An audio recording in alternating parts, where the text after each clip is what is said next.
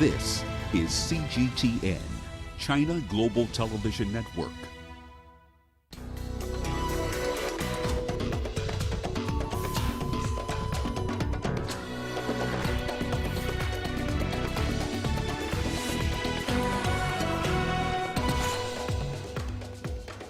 UN agency appeals to warring factions in Ethiopia to stop the Tigray war.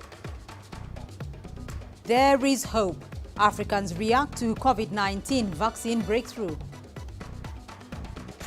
And President Trump imposes new rule for some African travelers. Welcome to Africa Live on CGTN with me, Beatrice Marshall, in Nairobi. The details on those stories in just a moment, but first, here's Ramanyang with the day's business headlines. Ram. Thank you very much, Beatrice. Here's what's coming up in the course of the hour. Concerns continue to rise over South Africa's continued credit downgrades. And the US President-elect picks Janet Yellen to be his finance minister. She will be the first woman in that post, if confirmed. We'll have the details on those stories and plenty more coming up in the course of the hour. For now, let's start with the latest in current affairs with Beatrice. Rama, thank you. And let's begin the hour in Ethiopia. The situation in Tigray has caught the attention of the United Nations Commission for Refugees. The body is urging warring factions to stop the conflict that could lead to a more severe civil war. The UNHCR chair, Michelle Bachelet, has said the heavy buildup of tanks and artillery guns near Mekelle, Tigray's capital, is provocative and could lead to serious violations of international humanitarian law. CGTN's Wanja Mungai reports. The United Nations Human Rights Chief Michelle Bachelet is appealing to the warring sides in Ethiopia to stop the atrocities in Tigray. At a media briefing from Geneva through her spokesperson, the commissioner admonished the Ethiopian Defense Forces and the People's Liberation Front to withdraw from the war. The High Commissioner has urged all parties to the conflict in Tigray to give clear, unambiguous orders to their forces to take constant care to spare and to protect the civilian population from the effects of the hostilities. Prime Minister Abiy Ahmed's conquest for Mekelle and a 72-hour ultimatum for TPLF to surrender has set a scene that suggests looming danger for civilians in Tigray's capital. The federal government's heavy machinery and artillery guns, as well as TPLF's utterances of "we are ready to die," are said to be provocative and frightening to the already tormented civilians. And now with the kind of rhetoric we're doing, we are extremely concerned about the fate of civilians. On both sides, we've seen an Ethiopian colonel come out and say that there will be no mercy. On the other side, we've had the TPLF leadership come out and say that they're prepared to die. This is the kind of rhetoric that is extremely worrying and that may lead to serious violations of international humanitarian law. So far, the United Nations says hundreds have died and about 40,000 are already in Sudan. This weekend saw 5,000 refugees registering at camps in eastern Sudan. The UN body also fears that these numbers could increase. We do understand that there may be very severe, massive actually, internal displacement going on, people trying to get away from the fighting. What we can say is that, before the 40,000 refugees became refugees, well, they were IDPs.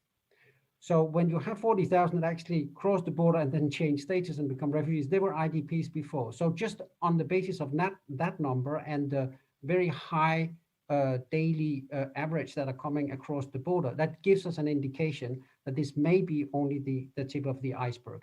So our concern is very high for the internal displacement. With the federal government's troops still waging war and the TPLF adamant they won't bow, this leaves residents between a rock and a hard place. Wanja Mungai, CGTN. Well, let's now cross over to CGTN's Girum Chala. He's in Addis Ababa for us. Girum, the UNHCR has spoken out about the situation in Ethiopia. What is the latest on the conflict in the Tigray region?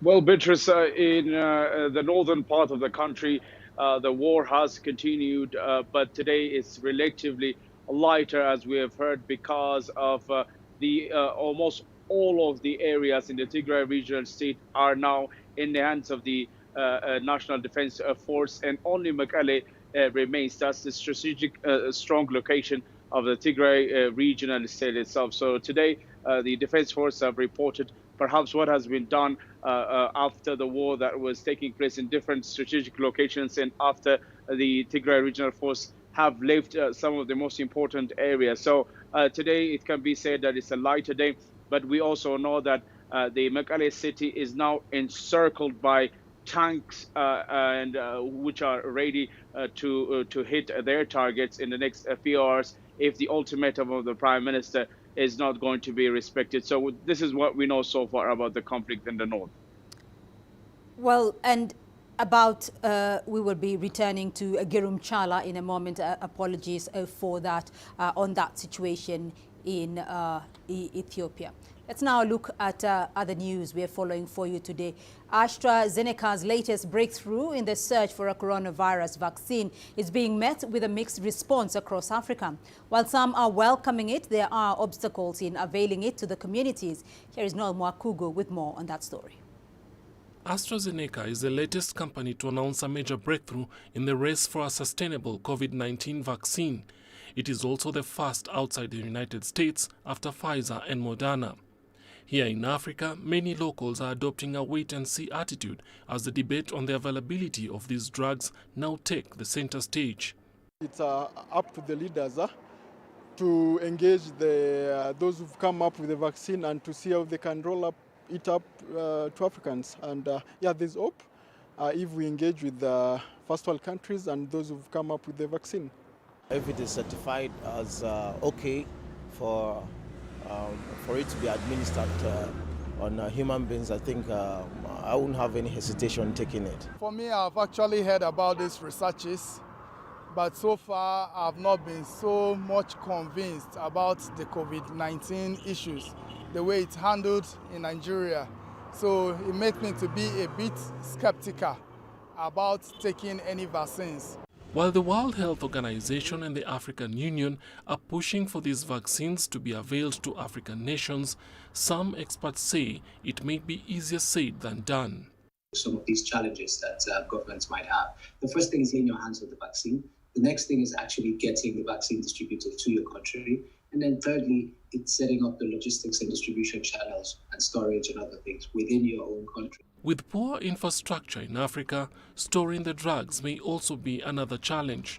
Now, the AstraZeneca one, you can keep at normal freezer temperature, which is just about 0 or thereabouts.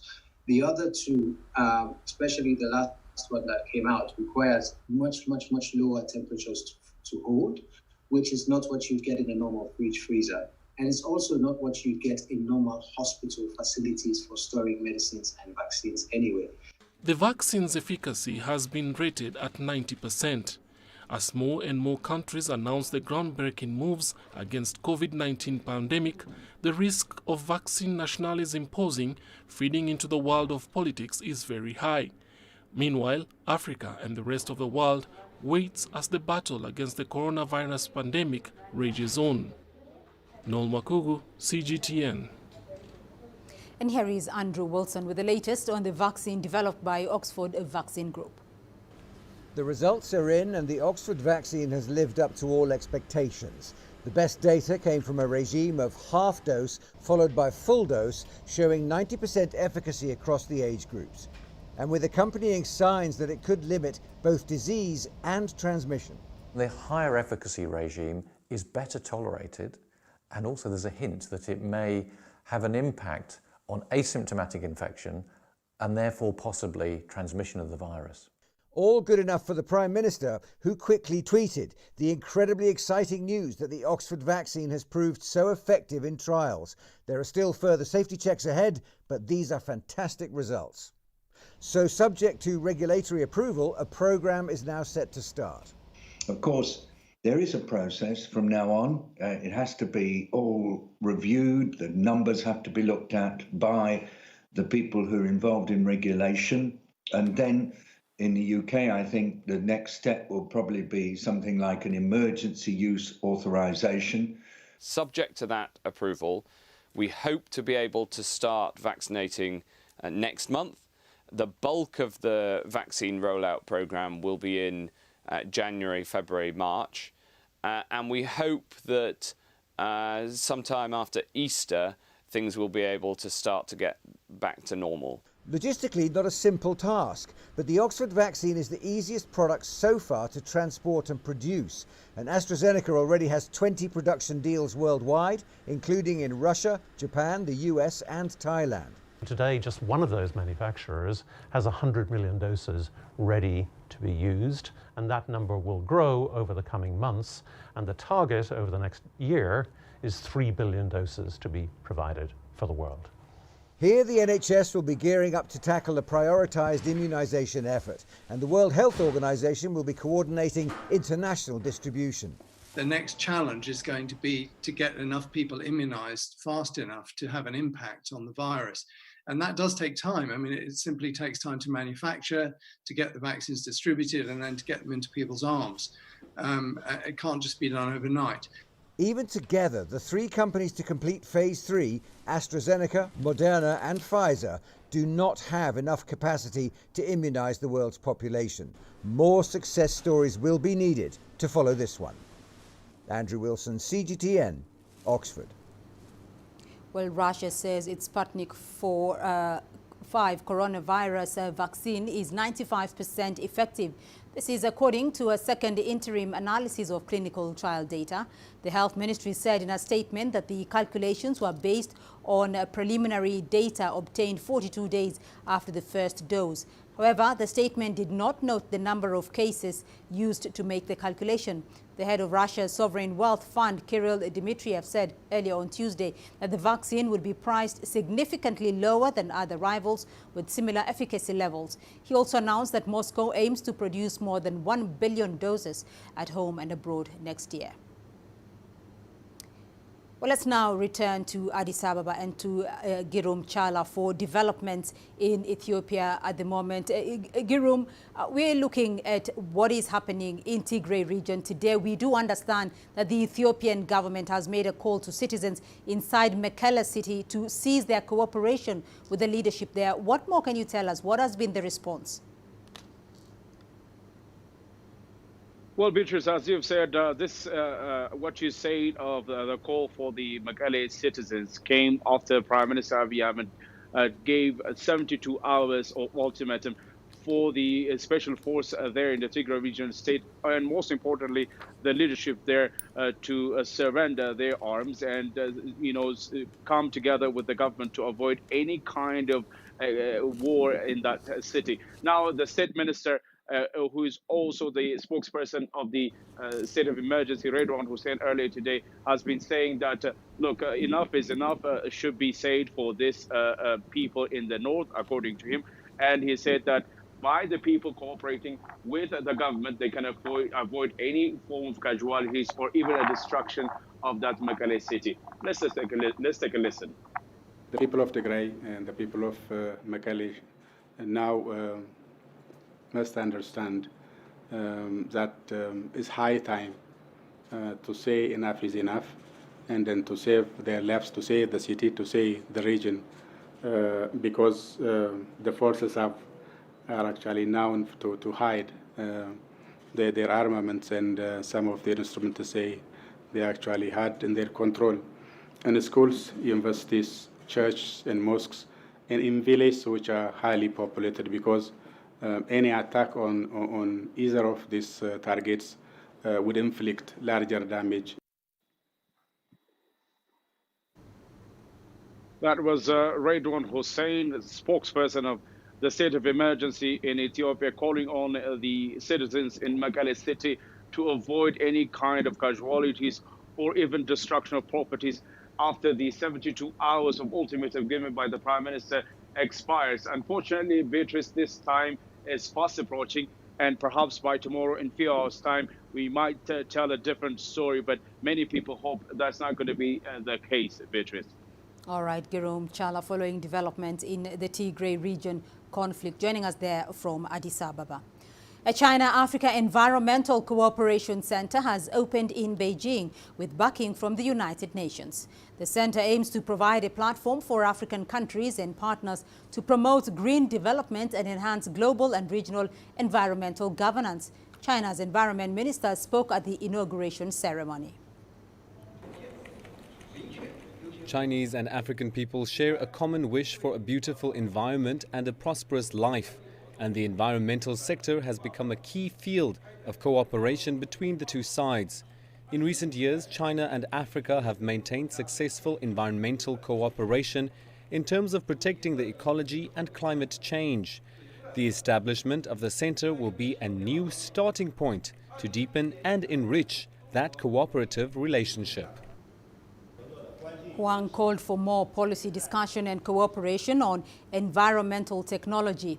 Senegal's ambassador to China, Mamadou Diaye, who is also the co-chair of the Forum on China-Africa Cooperation, FOCAC, said the center would help African countries boost their capacity for environmental management and sustainable development.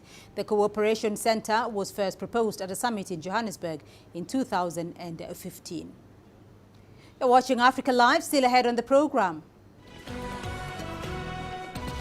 Kenyan police probe threats against post-election violence victims. And Sudan and Egypt hold Air Force drills amid tension in neighboring Ethiopia.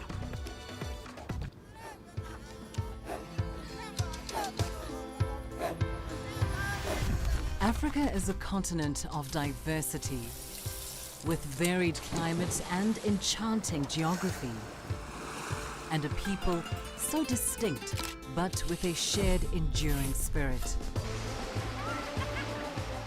We are at the heart of the continent to bring you the untold stories. Let's have a look. We celebrate Africa as it shapes its own destiny. Tunis, Cairo, Juba, Johannesburg, Ethiopia, Tanzania. Africa Live. Find your voice.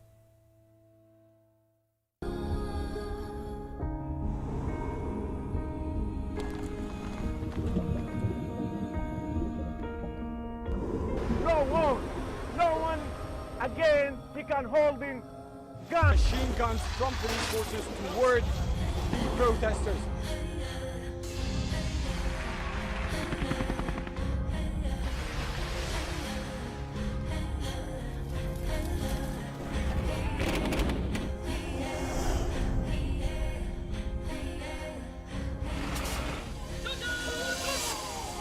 Were you worried about your life at that particular time? Not at all. What is your assessment of the state of the continent today? Africa has the potential to power itself. Excuse me.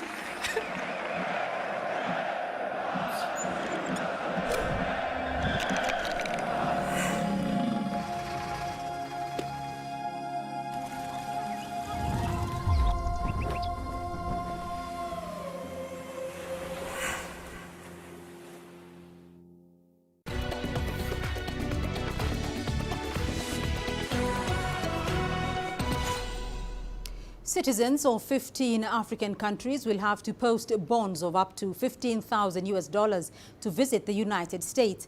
According to a new temporary travel rule, which comes into effect on December the 24th, CGTN's Wilkista Nyabwa has that report. According to the United States State Department, the 6-month pilot program, which targets visitor and business visas, is geared towards deterring visitors who overstay their visas. The visa bond rule targets countries whose nationals had an overstay rate of 10% or higher in 2019. The citizens of the countries on the list will now be required to pay a refundable bond of $5,000, $10,000 or $15,000 when they apply for a U.S. visa. The amount of the bond will be determined by the consular officer based on the circumstances of the visa applicant. The African countries affected include Angola, Burkina Faso, Chad, the Democratic Republic of Congo, Djibouti, Eritrea, the Gambia, Guinea-Bissau, Liberia, Libya, Mauritania, Sudan, Sao Tome and Principe, and Burundi. President Donald Trump made restricting immigration a central part of his 4-year term in office.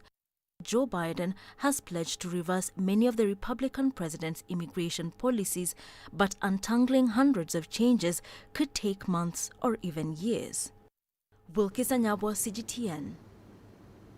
Well, let's now cross over to Professor Patrick Bond. He is a political and economic analyst from Wits University School of Governance in Johannesburg to look deeper into the impact of Trump's new rules for travelers, for African travelers. Professor Bond, thank you for joining us on Africa Live. 15,000 or even 5,000 US dollars is quite an exorbitant amount. What is the impact of these rules to African travelers? Yes, thanks. Just a little correction. I've moved to the University of Western Cape School of Government. And indeed, as you say, it's really a kind of class apartheid. And we've already seen the Islamophobia that informs Donald Trump's ban on many countries, even citizens even traveling to New York to change their airplane at JFK Airport. That was in the first months of his administration. And I think what's critical is he's now saying that until at least April, which is a 6-month, well, it'll go till June actually, end of June, that there's this experiment to see whether the consular offices can handle these large amounts of money. And of course, that's going to prevent the kind of interaction of small businesses, of academics, of politicians, people who would need to go back and forth regularly to the US or even now and again. And I think it reflects in his dying days of his presidency the resurgence of the racism, of the Islamophobia, of this class distinction. So only rich Africans might be able to go over. And of course, the backdrop is that there will be still COVID-19 restrictions on flying. So we don't really know how important this is going to be given the rest of the context, but we just hope that Joe Biden, as he comes in with a brand new Secretary of State announced today, Tony Blinken, can quickly reverse this amongst a variety of the other racist and xenophobic and Islamophobic policies. On that, Professor Bond, though, the whole question of what exactly President-elect Joe Biden can be able to do, what is the likelihood that the President-elect will reverse many of the Republican president's immigration policies, including this particular one? Well, the first thing everybody talks about is the wall between Mexico and the US as the main immigration policy. And that's because Donald Trump had run for president using the racism against Mexican Americans, Latinx people. He even said these people are coming across the border and they're rapists. So terrible generalizations. Now that wall it was difficult for them to fund it and it won't go anywhere. But the real dilemma is whether Biden and especially the Secretary of State, who's, as I say, just been announced today, Tony Blinken, will look more favorably upon Africa. It wouldn't be hard because the other point that you made at the beginning of the broadcast that Ngozi Konjo-Iweala, who's the former Nigerian finance minister, is now going to become the World Trade Organization Director General. Donald Trump had been vetoing that, slowing it down, sabotaging it, as he was doing the WTO. And I think that's one of the most interesting questions. When we see the paleo-conservative Donald Trump, an old xenophobic and racist dinosaur, a paleo-conservative, being replaced by Joe Biden, and now Tony Blinken as the Secretary of State, will that affect Africa? And what we know about Blinken is that he was very involved in promoting the Obama war on Libya that was so controversial. The African Union said, don't do it. And Obama went ahead and got rid of Muammar Gaddafi, but left Libya and the whole region in that area of the Sahel in absolute chaos. And Blinken was very much behind that policy. So we will look to see whether there will be not just reversals from Donald Trump's extreme form of imperialism, but whether we're going to see a new kind of imperialism based on militarism, because Blinken comes from the military-industrial complex recently, and neoliberalism, big corporates from the US getting their way. And of course, the biggest question is whether the WTO under Konjo-Iweala will enforce intellectual property rights on vaccines for COVID-19, and that remains to be seen. Professor Patrick Bond joining us there from Johannesburg. Thank you. Kenya's Directorate of Criminal Investigations has launched investigations into complaints filed by victims of the country's 2007-2008 post-election violence. Members of the public who recorded statements claimed that they have received new threats as the country prepares for campaigns ahead of the elections in 2022. CGTN's Wilkista Nyabwa tells us more. On Monday, over 100 members of the public trooped to the Directorate of Criminal Investigations headquarters in Nairobi to record statements. This after the Directorate announced that it was launching investigations into complaints filed by a section of victims of the 2007-2008 post-election violence. Over 1,000 people were killed in the ethnic clashes, while over 500,000 were displaced after the 2007 election of Mwai Kibaki was disputed by the opposition.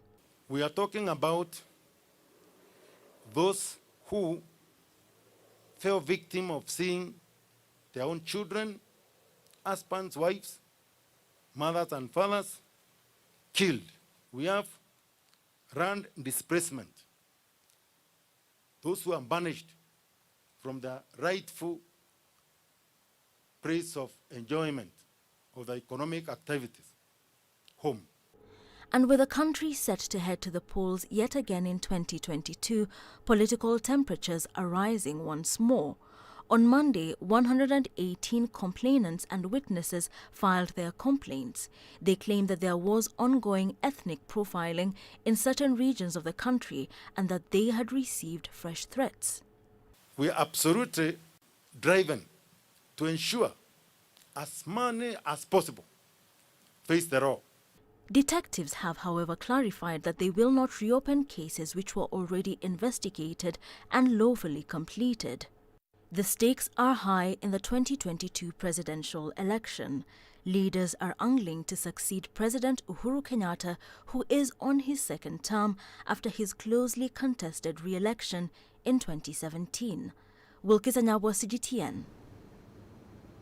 And staying in Kenya, farmers in the North Rift Valley town of Kitale are losing much of their produce due to inadequate means to dry and store their maize. To assist farmers with their post-harvest losses, the Bungoma County government is identifying and supporting farmers to be able to bulk and aggregate their produce. CGTN's Daniel Arapmoy reports.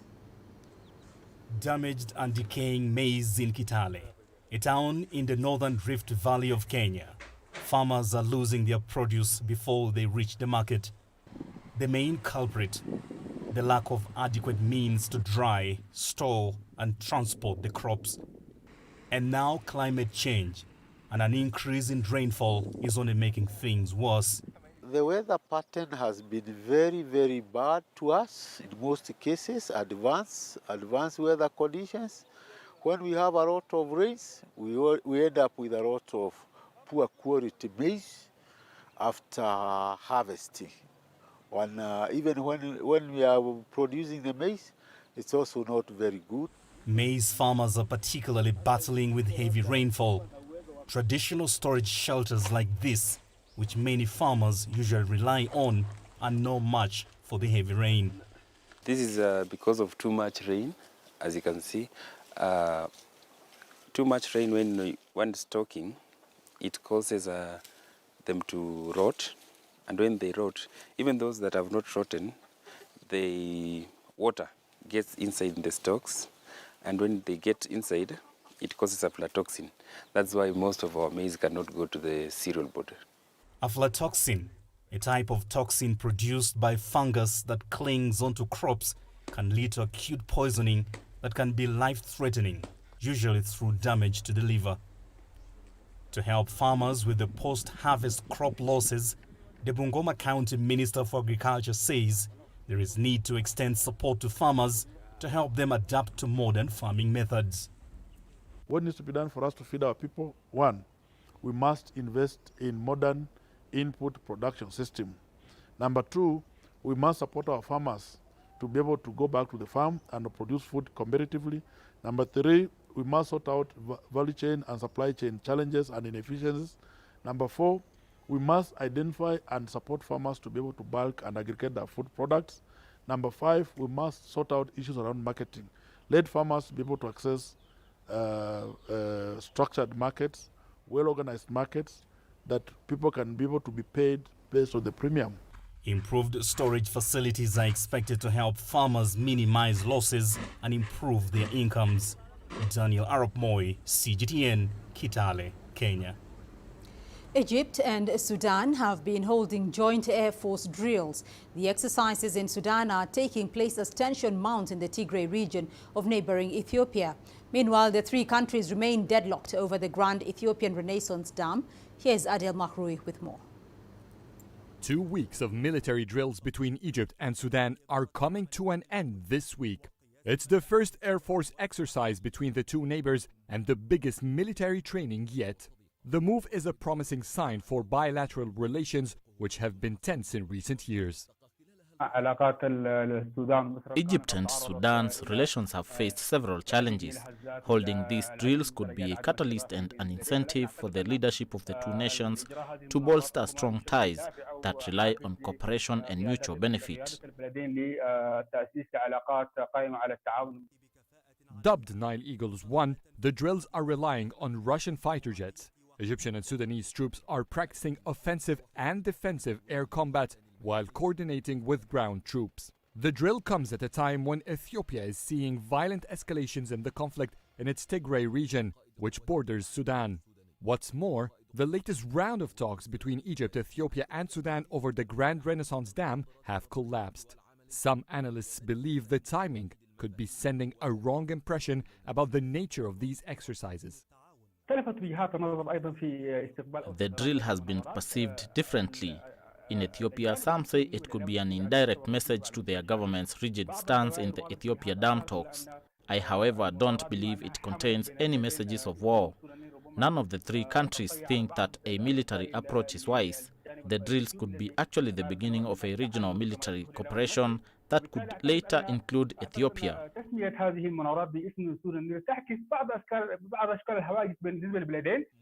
With the participation of the military chief of staff of both armies, Egypt and Sudan are stressing the significance of these drills.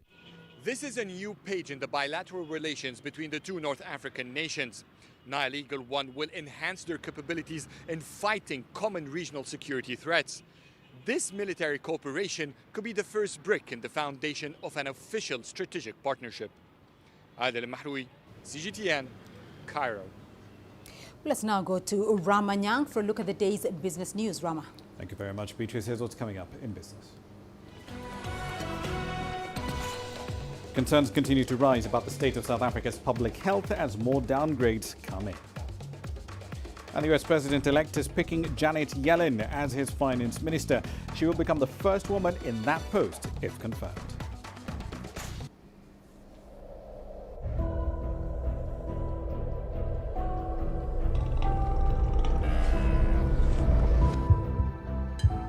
It's just taken me completely out of my depth, but at the same time it's exciting.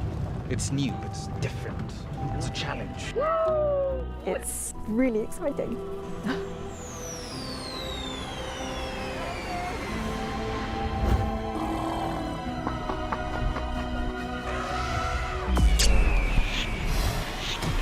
Over the last 14 hours of rain.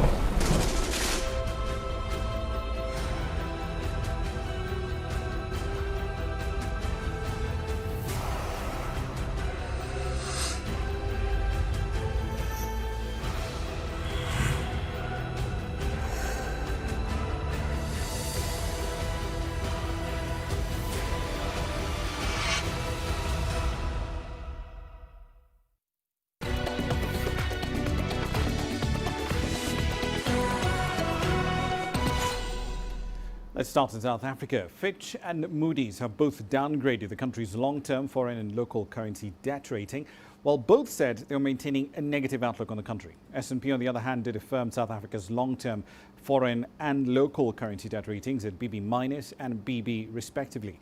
The agency did maintain a stable outlook on the country. Here's CGTN's Angela Coppola with the details. The two downgrades came as a bit of a surprise to several analysts, but the main opposition political party wasn't shocked.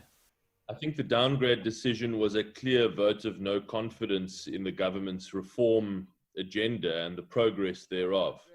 it was basically a clear message from the rating agencies that they do not see enough political will or credibility in the reform agenda, and that the pace of reform is not fast enough to make any substantial difference to growth. If you take the period from March when a hard lockdown was announced and the urgency of structural adjustment was underlined, from then to now we essentially have nothing to show for that urgent structural adjustment program and package.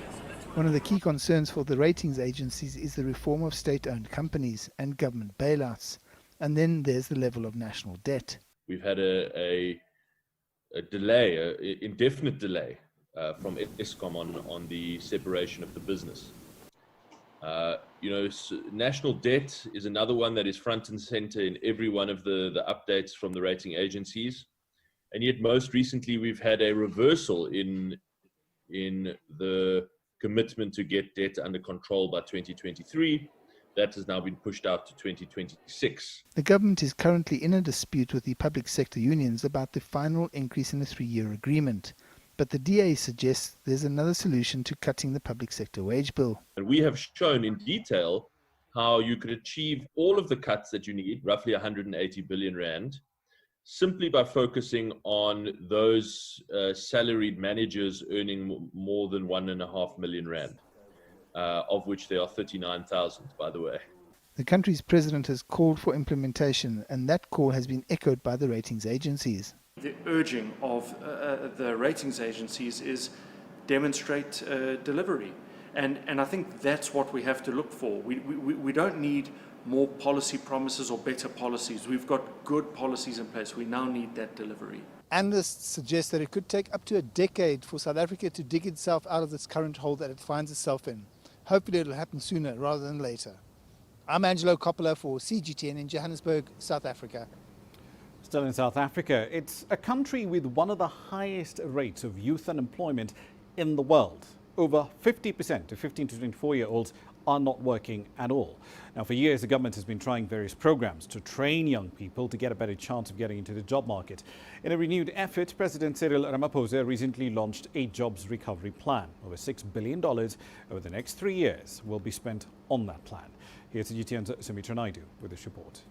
Lerato Baxter started the VUCA Development Center in 2012 in an effort to help young people that had no money to study.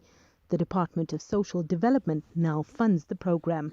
We were able to reach a huge number of beneficiaries. So as they come flocking in numbers, we looked at their different needs. When programs expand, now there's a need for more funding. The center provides several short courses.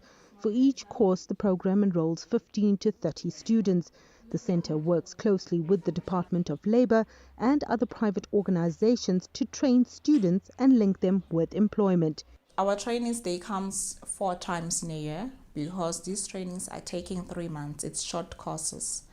So what we do, we mobilize them quarterly. And then our trainings per quarter, we are having computer, we are having call center, we are having plumbing, bricklaying and tiling. We also have life skills and business acumen. The government has realized that artisanal skills development can provide more opportunities for young people that are either not academically inclined or cannot afford to study further. Entry-level IT skills are also helping these youth to find jobs. I started my journey at VUCA Development Center in 2018. It was a tough time in my life where I couldn't go to school. I learned so much. I was able to apply for a job, which I got now. I work at Safeway Risk Solutions in Centurion. I was trying something new. I wanted to find out what's like young benefits like at the end. I managed to like a certificate to sign me, of which like I'm happy about it. I'm able now to apply for other jobs, of which like I wasn't expecting I'm gonna reach that far. I'm forever grateful. Centers like these are needed across the country to help young people find employment.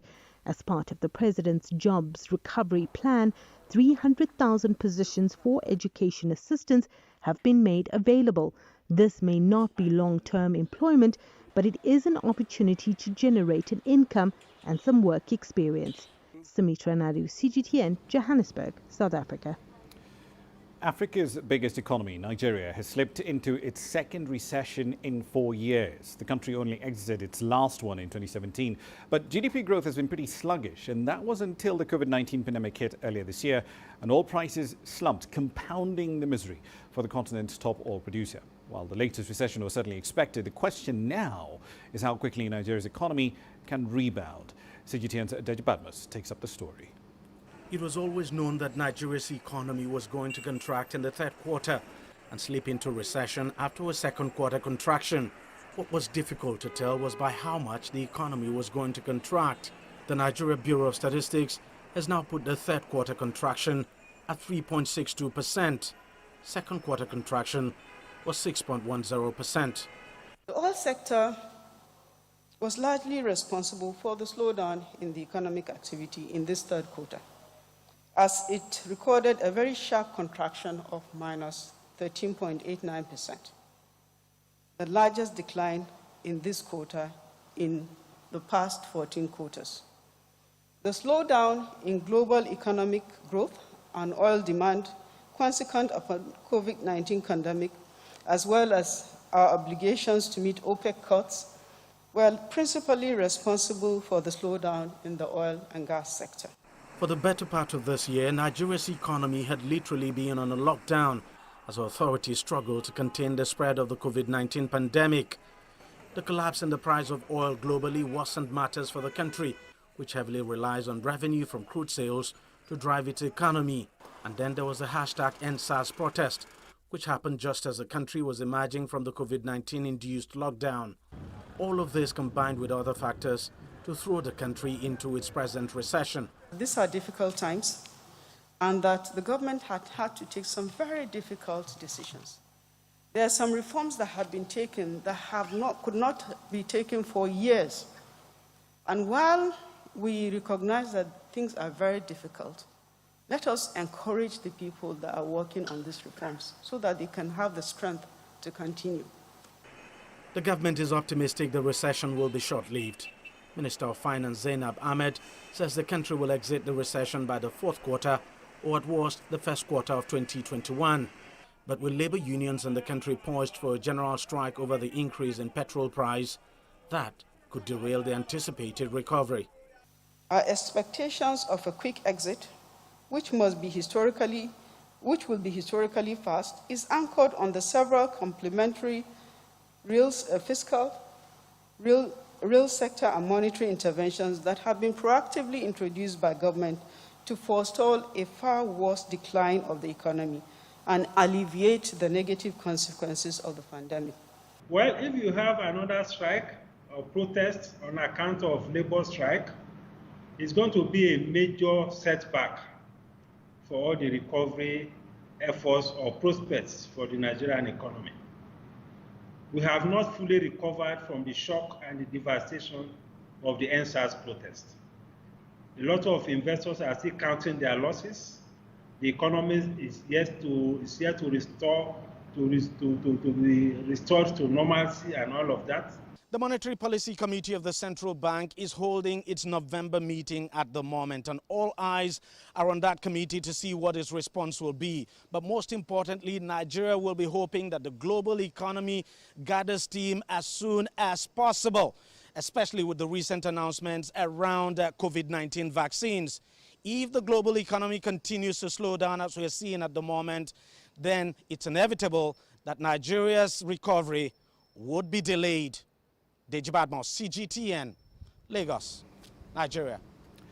A final story for you in this segment. This one from the United States. President-elect Joe Biden has chosen the former chair of the Federal Reserve, Janet Yellen, to serve as Treasury Secretary. Now, that position will play a pivotal role in helping to shape and direct economic policies at a rather shaky time. Now, if confirmed by the Senate, Yellen would be the first woman to lead the Treasury Department, and that's in a line that stretches all the way back to Alexander Hamilton back in 1789.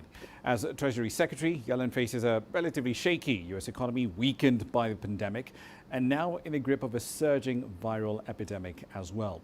This move comes after the Trump administration agreed to formally start the transition process to the incoming Biden administration.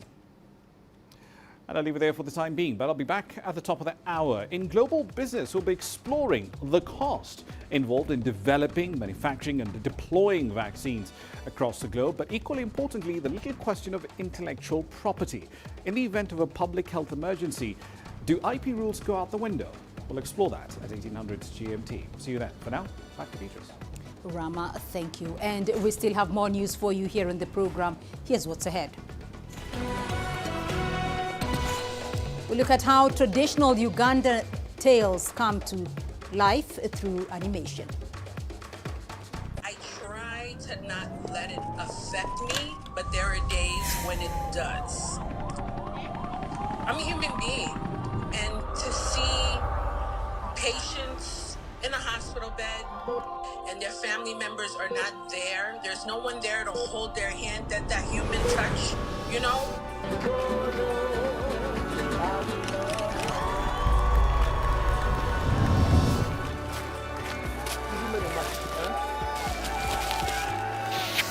I just hope everyone can remember that the situation is not permanent and that everything will get better eventually.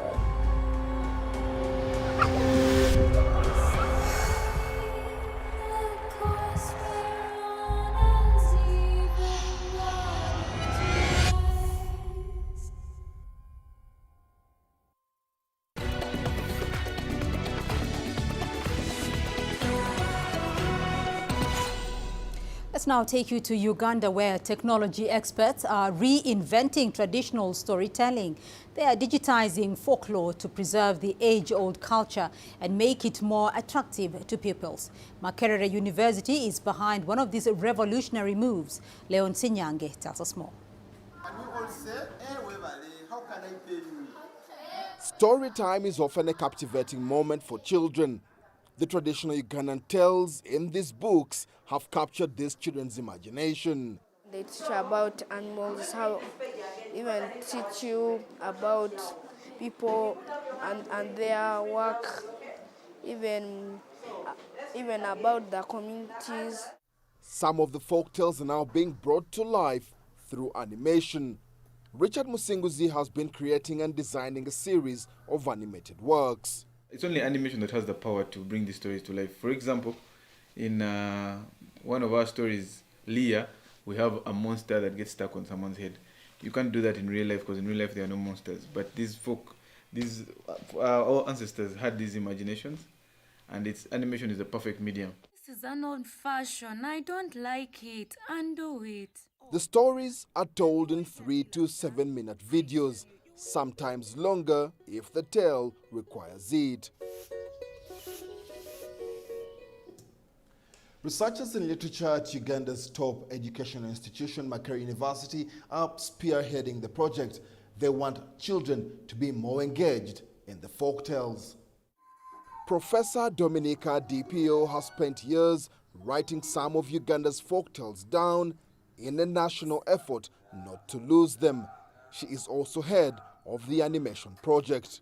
We should realize that we are no longer in a context where, we can sit around the fireplace as it used to be and hear that elder tell the story. Now the fireplace, as you know, has moved into our living rooms and on the television. So when you are telling this story, you are aware of the space that has changed. My beloved children. Each animated story is told from a particular region of the country.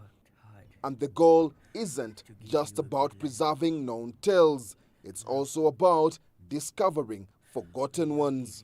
You really realize that the people sometimes you think are the repositories of this knowledge are not really quite there, readily available. It took us quite some time to find people who could tell these stories from beginning to end. According to the producers of these animated films, the reception to their work has been warm. Currently, only 4 out of 10 written folktales have been animated. And with the rich cultural narratives in Uganda, hopefully many more will be coming to the screens. Leon Sanyange, CGTN, Kampala, Uganda. I believe that Dad could lie to us like this, making such a practical joke on his deathbed. Let's now take a look at your sports news. Here's what's ahead. We look at the highs and lows of banned African football chief Ahmed Ahmed.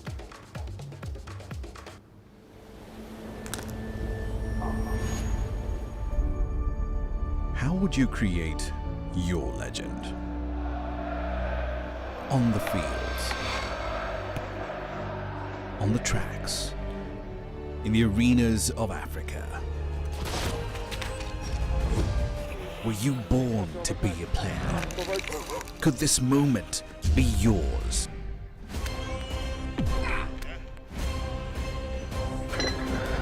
Sports Scene. Find your game.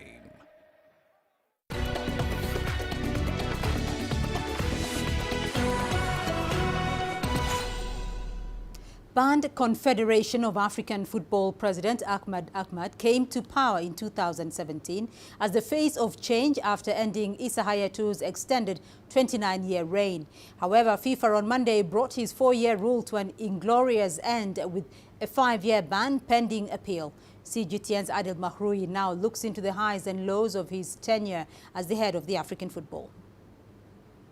In 2017, African football associations and FIFA united their efforts to push Issa Hayatu, who have sat on the helm of CAF for 29 years. Ahmed Ahmed has then become the symbol of change in African football.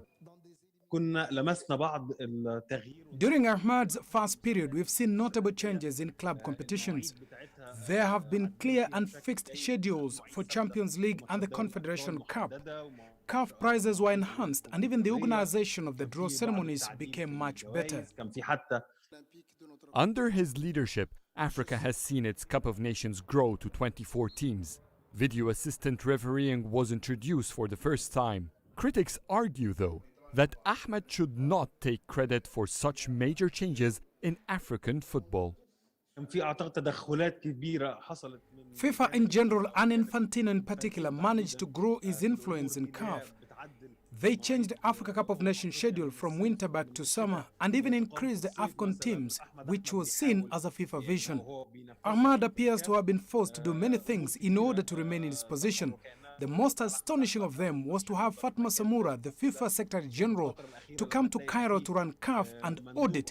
All this raised question marks on Ahmed's conduct and management. After the late former Secretary General Amr Fahmy blew the whistle over Ahmed's corruption, FIFA investigated the allegations. CAF was audited twice. A leaked document from the first audit in February indicated missing funds for some $20 million. Since March 2017 until January 2020, he's accused of pocketing some $3 million. His spending is absurd. Leaked documents talk about lavish flights and restaurants. Not only his candidacy, but even his current existence is a burden for CAF. The Ethics Committee will condemn him. I believe it's a matter of time. Another ongoing investigation is looking into CAF's $1 million deal with sports manufacturer Tactical Steel.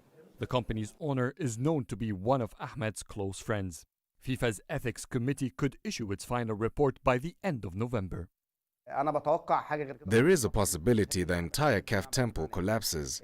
If FIFA's Ethics Committee ends Ahmed Ahmed before the election next year, there are many more names that could emerge as corrupt, which could threaten the entire election process.